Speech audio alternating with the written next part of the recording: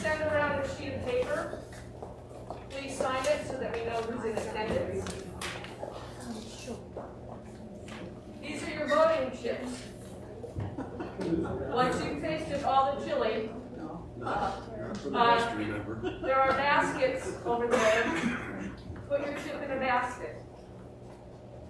And if anybody wants to do a sympathy vote, my chili is number.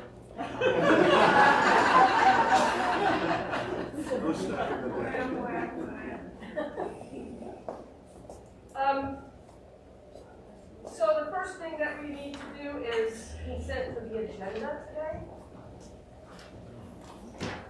Do I have somebody who will make that motion? I move we use the agenda as submitted.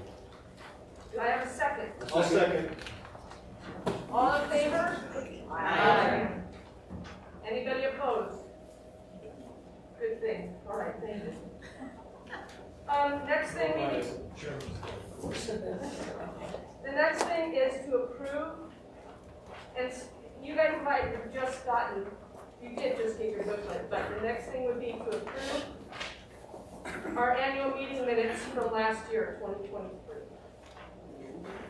So, not that any of us can remember that far back. So do I have a motion to approve? Thank you. Thank you. Any discussion? Okay, by a show of hands, all those in favor of approving? Great, we're moving right along here. Mary Link, if you need us to slow down at all? Nah, just speed right. Good. I'm going to keep a short senior warden address. In part because I haven't been out in public a lot. And,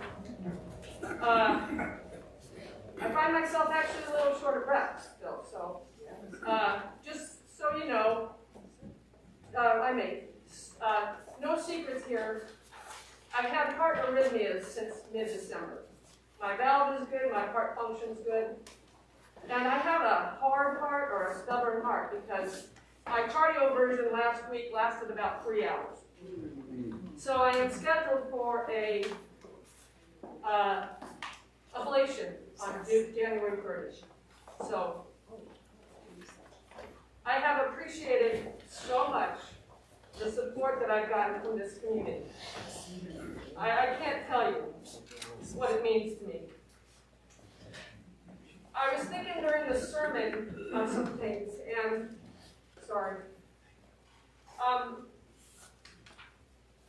I'm not good about not being in community and worshiping. And the analogy that I really always like is if you build a charcoal grill and you put charcoal briquettes together and they start to catch fire. And you take one and you put it over here and it loses its fire.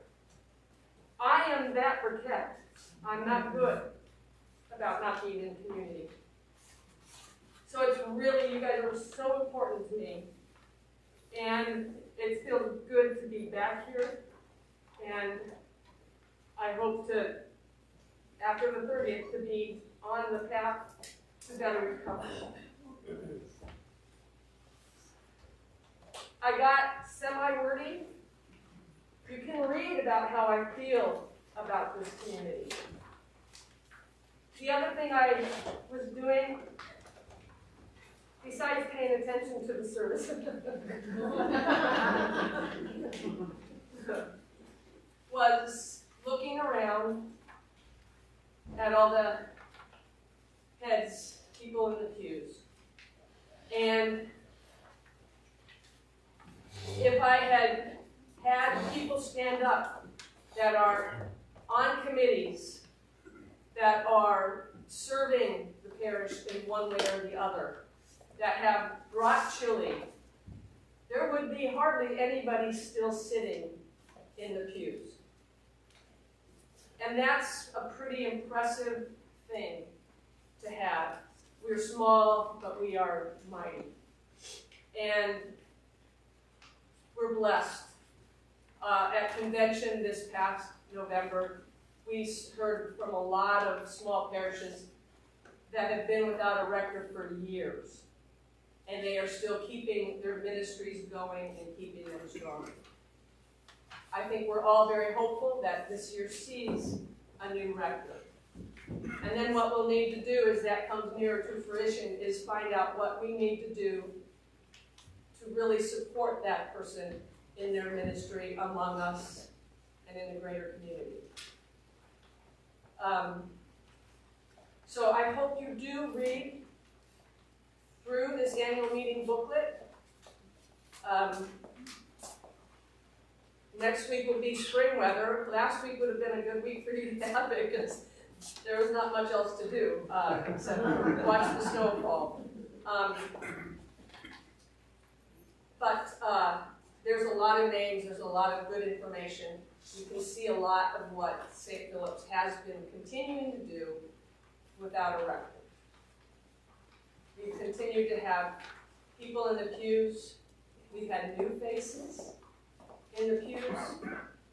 And our pledge campaign this year was pretty amazing, and that doesn't normally happen when you don't have a rector. So I named some names in my address in this booklet. There's so many folks that I have to give thanks to. And I won't take our time because I know Becky's chili, she says, is getting cold.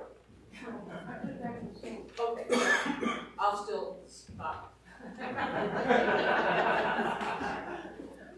So I'm going to move along on this agenda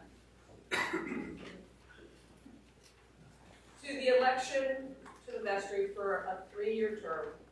Our vestry nominees are Mike Rank and Gail Lukatish. Is that the correct pronunciation?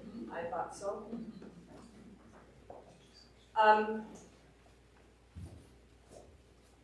So, does anybody want to nominate anybody else for the vestry or nominate themselves? All right. I move we close the nominations and elect everybody by unanimous ballot. So moved. Do I have a second? I'll second it. Okay. Anybody? Can I have a show of hands, unanimous consent to those two? Great. Thank you very much. The second is the election to the convention for our delegates.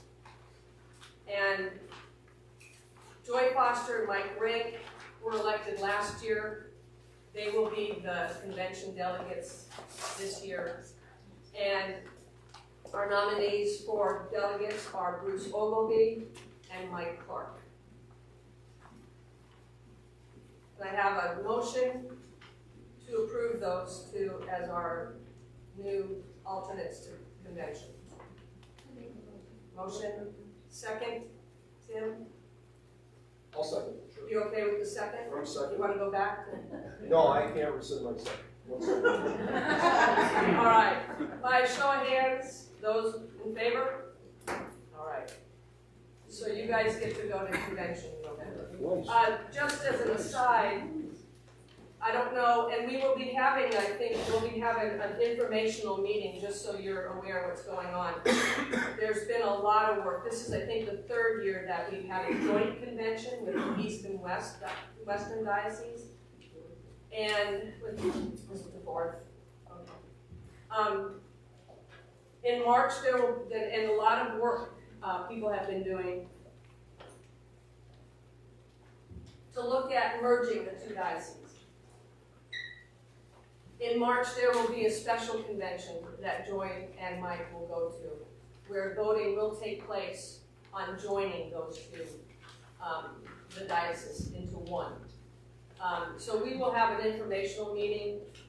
If you get the newsletter from the diocese, there are some Zoom meetings, which are building bridges, and they are kind of question and answer. You can hear about what that means. But there'll have to be a lot of work, and there continue to be a lot of work that goes into that, because the canons for the two are different. The rules by which they operate, and that has to be, condensed into one. So before that, we will have an informational meeting so that you kind of do know what's going on, and we'll have one afterwards also.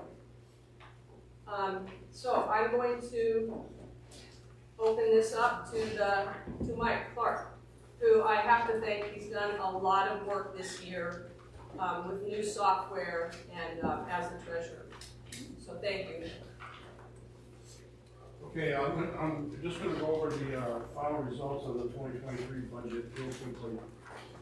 It brings to your attention some of the highlights. And if you want all the gory details, I have it, and more than you ever hope to want.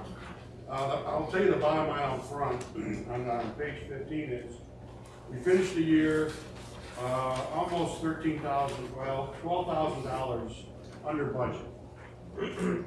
We did very well, and the reason we did that, we were able to do that, is because of the generous pledges and donations that came in this year. We exceeded our revenues by 8 or close to 10%. This is just the operational budget. This does not include all of the thousands of dollars that are donated to our restricted funds, the baby pantry, the Gracious, the Pride Network, there's 8 of them that people donate to over the years. This is just the operational budget. So we came in very good this year, thanks to many generous people. Well, that's on page 13 of the revenues. And as you go through, there's various blocks of expenses, wages, taxes, and benefits, and I'll just highlight a few of them because you're going to ask me anyway why we were over budget on these. So the first one is the outside services on page 14. And the reason we were over budget there was because it took a little bit more money to do our audit this last year because of the problems we had with Jason & Company, the accounting firm that we hired 2 years ago. We had the QuickBooks Online version that they ended up giving us, that when we finally cut our ties with them, was useless. It could not be used for the audit. So we had to go back and put all of that 6 months worth of data back into the QuickBooks desktop version and then start all over. Can I stop you for a minute? He just used the term "we had to go back." Mike had to go back. And Terry helped a lot too. She knows all about this stuff too. So we had to go back and put 6 months worth of data back in our desktop version, which luckily we still have. So that's the version we use for this audit. And when we did that, then our audit firm of Morris & Swait had to do some manipulating of that to make sure everything was kosher with that desktop version. So, and the other part of that was Chazen & Company. They overbilled us to the tune of $15,000 or close to $20,000, and we fought it. And we told them we weren't going to pay them $15,000 more after the end of last year. And so they threatened to sue us, so we hired a local lawyer, and she settled the case for us for about half of what we owed them. So we ended up paying $7,000 of the bill we owed them, but it wasn't $15,000, so we got over on that a little bit. But that's the reason that the outside services was over budget, those 2 things. Next one I'll highlight is, everything else was under budget, which is the reason we were under budget total. So any questions, just with a quick scan of last year's income and expenses? We didn't have really that many odd things happen this year in terms of our expenses. There were no huge expenses. I mean, we had to replace a couple windows, as you recall, but some of that was paid for by an insurance company. The other one was paid for by Northway's insurance company, Tom Northway. I don't know if you knew it or not, but hit a rock in the Memorial Garden and the rock came through the window. We had a pretty spectacular view there. It was nice. Other than that, there was pretty, you would say, pretty normal. constant year. Any questions on any of that? You might want to point out the difference between the income and the expenses is about $31,000. What happens to that money? Oh, it's essentially a surplus, right? Right. Yeah, what the vestry decided to do was take some of the surplus that we had this year and move it into restricted accounts so that the money would be there when we need it, primarily for the buildings and grounds. There's some things we have to do this next year that are high dollar items. One of them is repaving the parking lot. Well, we paid for half of that with 2023 funds. We put 23 funds aside from the budget to pay for the rest of it next spring when we actually do the resurfacing. There was a couple other things that we did. One of them was repair the tile here in front of the doors. We have to fix the concrete grates out here in front next year because they're trying to crumble. And I think the sign. And the sign, we're still working on the sign. And we're gonna have we're probably gonna do a special pledge for the sign because it's very expensive. But before we do all that, we have to get our heads together and decide what it is we wanna do with that sign. We wanna just refurbish it, we wanna make it bright and cheery and neat and, neon. Or we want it to be traditional. And Bruce, We're also gonna paint the building. well, we're gonna start painting the building too, which it needs it, especially this side and this side, which get out the weather. So we'll start the painting process too, which is, you can imagine, pretty expensive. The other thing that we're working on that you need to know that it won't be a budget item this year necessarily, although it might. Is we recently had a meeting with a company that does installation of solar energy for commercial and residential use. They're from North Carolina. And we had a big meeting with them on Zoom. And the proposal is, and this hasn't gone any further than just a committee meeting, is to put some solar panels back behind the baby pantry where that empty lot is there. The rest of that lot, there's no trees, so it's sun all day long when the sun is out. And then run cabling to the baby pantry and then on over to this building, so we would be able to power almost the entire 2 buildings on solar. And so we're looking into that, and it's a little costly, but with all the government rebates you get and everything, we can get it down to about $25,000. So we're thinking about doing that. That'll, in the long run, save us a lot of money heating and cooling this building than heating it. But that's for another topic. Yeah. May I add to that, we also have a proposal from CBS Solar in Oakland. Right, and there's a local company also called CBS that operates out of Homish. They've been here at least once last year with a special presentation, and they're certainly a candidate to do this. So it's possible to use possibly tracking solar panels. Yeah. They're more expensive, but it requires fewer panels. Yeah, and the technology is pretty remarkable because where we live, you worry about the snow load on these panels. Well, these particular ones, the tracking ones, will tip itself over, drop the snow, and then tip itself. It's pretty cool. I wish my roof would do that. If you want to see what those panels look like, when you go into Frankfurt down 115 into Frankfurt, at the Storm Cloud distillery, brewery right next door, they have those panels from CBS, and they really do work. Rick has told me the percentages are tremendous, like 70%. Yeah. The technology really has improved over the last And several I years. mentioned that technology has improved since the solar put in bigger ones. Right. We thought about putting them on the roof, but we were like, put something on the roof, and then you gotta put a new roof on, But we'll see how that goes. Okay, if I can draw your attention to page 16, we'll talk a little bit about the 2024 budget, which has been approved by the vestry, but needs to be approved today by you all. So this is a summary of it, and again, if you want all the details, we can certainly get you those. The details look like the 2023 budget. It's all broken out into the various accounts. So, our revenue is up quite a bit, the pledging revenue. It says later on in this booklet that we had pledges of 75,000, it's a little over 76 actually. And one of the things I want to bring out here is that because our expenses are lower this year, we didn't have to take as much draw from the endowment, which is good. So our endowment draw for this next year is expected to be less than it was this year, by a couple $1,000, which is always good news. We want to take as little as we can out of that endowment. So those are the revenues. A little bit higher revenues than last year, but a little bit higher expenses too.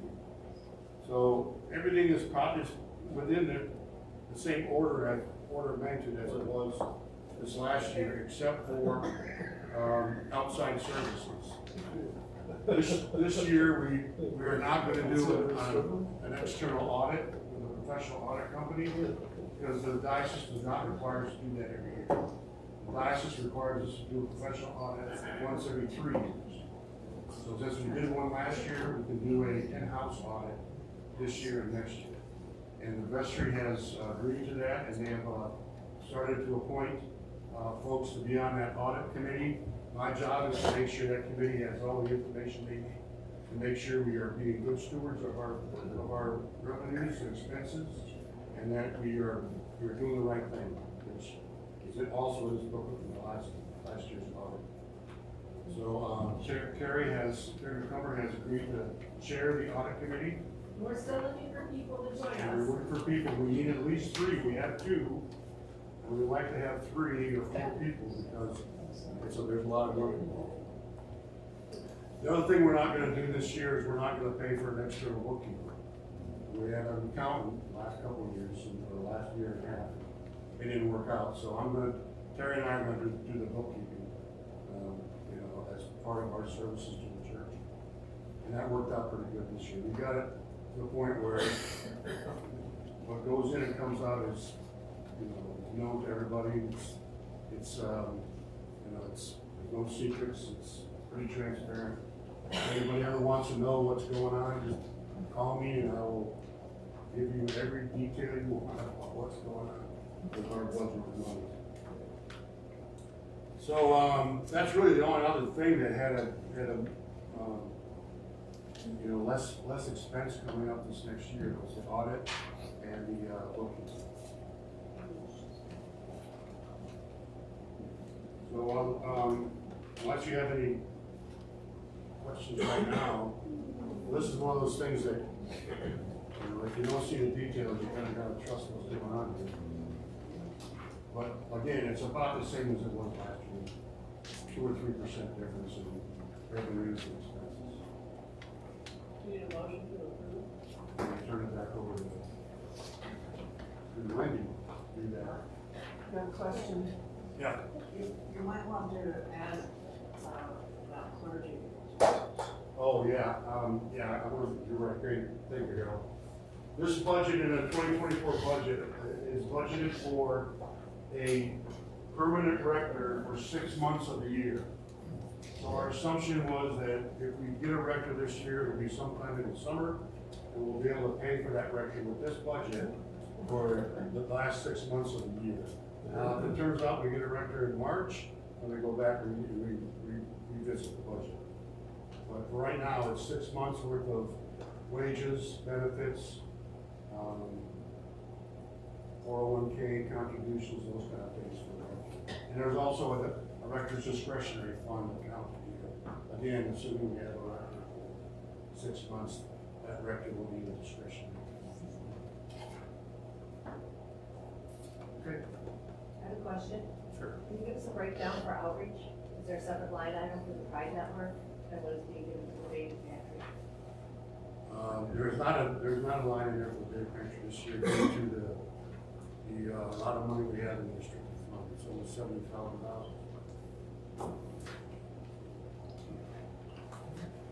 But that is available.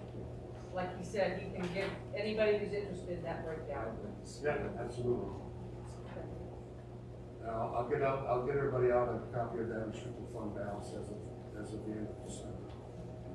It's about, it's right around $100,000 total most of that they.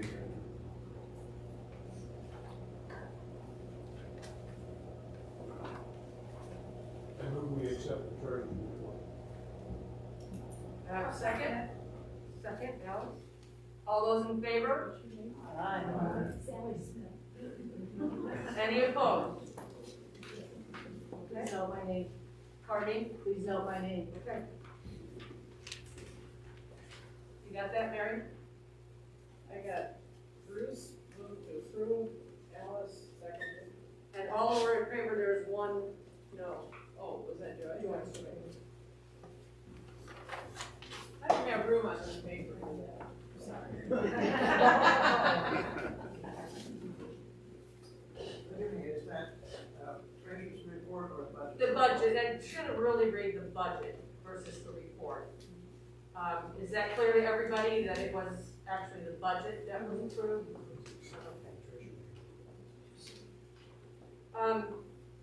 Harold, do you want to talk about the endowment at all? He's got everybody has a report in there from our various industries. I hope it's clear, and if there's any question, let me know, and give you answers. I have a question. Yes. At what point can any amount of money be taken out of that to do something for the community, such as supporting Habitat for Humanity? I see your balance has increased since last year by quite a bit. It's still. So at what point, how much is enough money for St. Philip's to have in that account before we can do some big work in the community? Can I answer that? I think what it comes down to is if you have a passion, if you see a need as an individual, if you want to advocate for that, you come to the vestry. That would have to be a vestry's decision. Does that answer your question? I don't think that there's a certain amount that we need to hit. It's whether or not the cause is something that the parish, the vestry supports. Does that make sense? Yeah, the way the endowment is written is that the money is supposed to be used for operational needs of the church. And a certain percentage of that every year has to be taken out of the endowment for outreach. But that does not mean that the vestry can't approve taking other monies out of the endowment for other outreach projects. Just so you know, there's two stipulations in there. One is that it be used for operational purposes, keep the church running. And two, that a certain percentage must go to outreach. What was the second, I'm sorry? A certain percentage has to go outreach. A certain portion of the endowment draw must be used for outreach. And you'll see that in the, that's already in the It's in the budget. budget, it goes right in the operational. As a minimum? Yes, as a It's minimum. Yes. And that would say that Father Lovett Foundation too is a possibility for people, For monies, for money. right. If I could add just a little bit, the draw for the budget for this year is about 3.2%, which is quite low. The amount in the endowment, the total endowment that is for operations is up a bit this year compared to last year. It's still about somewhere around $750,000 under what it was the year before. And if you go back, say to 2015, and adjust for the cost of living, it really isn't very much more. There's not very much of an increase. And I think what we really need to keep in mind is that to provide generational equality, that is, in the future generations have the same access to support that we have today. You really have to keep in mind inflation, the cost of management, and appreciation, all those things together. And when you factor in the cost of living, it's not as much an increase as one might think. Any other questions? Discussion? Okay. Anybody else from outside ministries?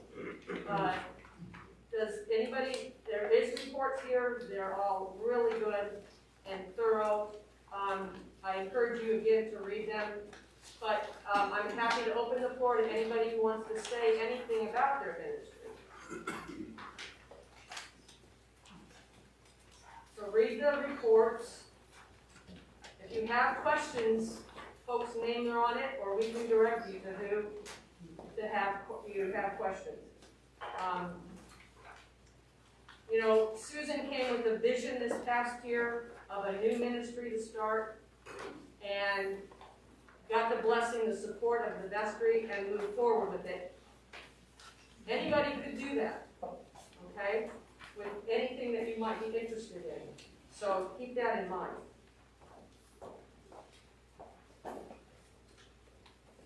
Yes, Judy. I'd just like to express my personal appreciation and gratitude for the leadership in this parish over a complicated and difficult time.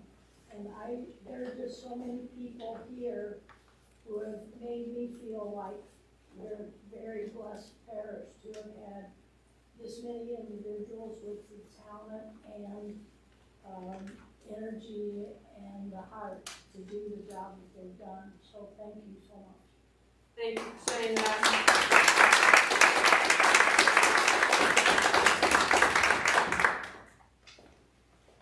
I'd like to make a very small correction. In the endowment committee report, it has me as financial chair. I'm the chair of the endowment committee. Okay. Not sure. Okay. Thank you, Judy. I kind of hated to go start naming names because there have been really strong leadership. The discernment committee was meeting almost every 2 weeks. They wrestled, but I put a lot of that in my report. And I cannot say enough about what Terry and Larry have done. And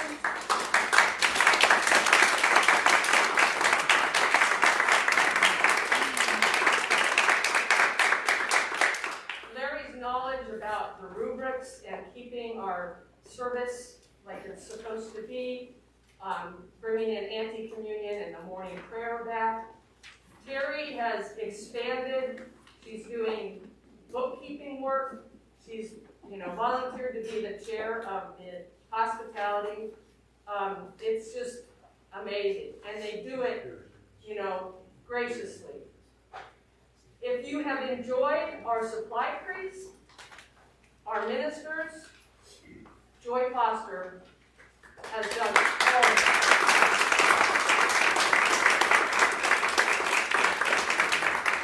She has worked tirelessly and bothered those people relentlessly.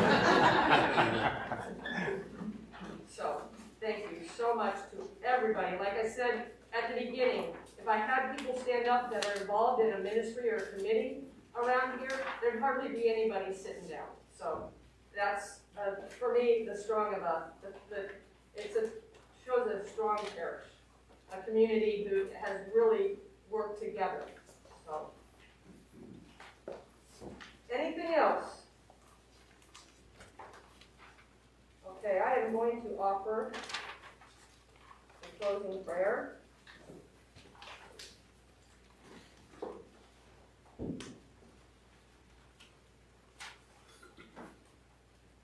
Dear Lord, we are refreshed from this time of fellowship and encouraged by your word.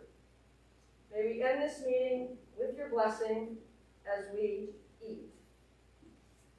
Please grant that we would have the strength to carry on faithfully despite any troubles that we may face.